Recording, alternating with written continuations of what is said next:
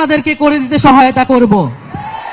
ফলে সরকারকে বলবো দ্রুত বিচার ও সংস্কারের রোডম্যাপ ঘোষণা করতে হবে। কতদিনের মধ্যে কোন প্রক্রিয়ায় আমরা দৃশ্যমান বিচার কার্যক্রম দেখতে পারবো এবং দৃশ্যমান সংস্কার আমরা বাস্তবায়ন করতে পারবো, সেটার সুস্পষ্ট রোডম্যাপ অবিলম্বে ঘোষণা করতে হবে। এবং আমি বলবো যে এই বাংলাদেশে আমাদের প্রধান উপদেষ্টা ডক্টর মোহাম্মদ ইউনূস, তাকে আমরা আমন্ত্রণ জানিয়ে আহ্বান জানিয়ে সরকারের প্রধান উপদেষ্টা করেছিলাম। অন্যান্য উপদেষ্টাবৃন্দ রয়েছেন, সেনা প্রধান রয়েছেন, তারা প্রত্যেকেই কিন্তু কমিটমেন্ট দিয়েছিলেন যে মানুষের জানমালের নিরাপত্তা এবং বিচারের দায়িত্ব তারা নিচ্ছেন। ফলে এই কমিটমেন্ট থেকে কিন্তু তারা দূরে সরে যেতে পারবেন না, জনগণের সামনে কিন্তু তাদেরকে দাঁড়াতে হবে।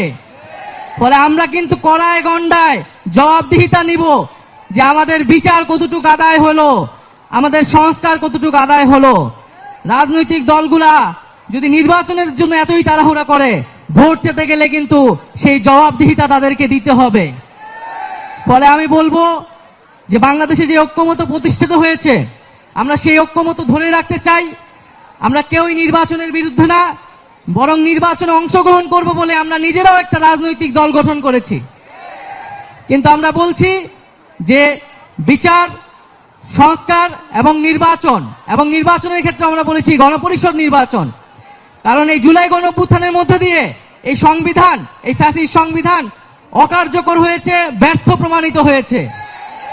ফলে জুলাই গণঅভ্যুত্থানকে একটি সাংবিধানিক স্বীকৃতি দিয়ে একটি নতুন একটি সংবিধান এই জাতিকে আমরা উপহার দিয়ে যাব ইনশাআল্লাহ। ফলে আজকে আমি আর কথা বাড়াচ্ছি না, আমি রাজপথে এসেছি আপনাদের কাতারে, আপনাদের কথা শোনার জন্য, আপনাদের দাবিগুলো আদায় করার জন্য।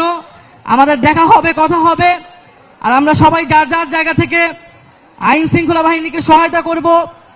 আমরা কেউ নিজেরা আইন হাতে তুলে নিব না। কোনো ধরনের মব তৈরির যে রাজনীতি, যে অপচেষ্টা চালানো হচ্ছে, বাংলাদেশকে, আমাদের ধর্ম ইসলামকে নেতিবাচকভাবে উপস্থাপনের চেষ্টা, ষড়যন্ত্র অনেক গ্রুপ করছে, আমরা সেগুলো প্রতিহত করব এবং আমরা সম্মিলিতভাবে আমাদের যে দাবি বিচার, সংস্কার এবং গণপরিষদ নির্বাচনের মাধ্যমে সংবিধান, সেটি আদায়ে খুব দ্রুতই আবার রাজপথে নামবো। আসসালামু আলাইকুম।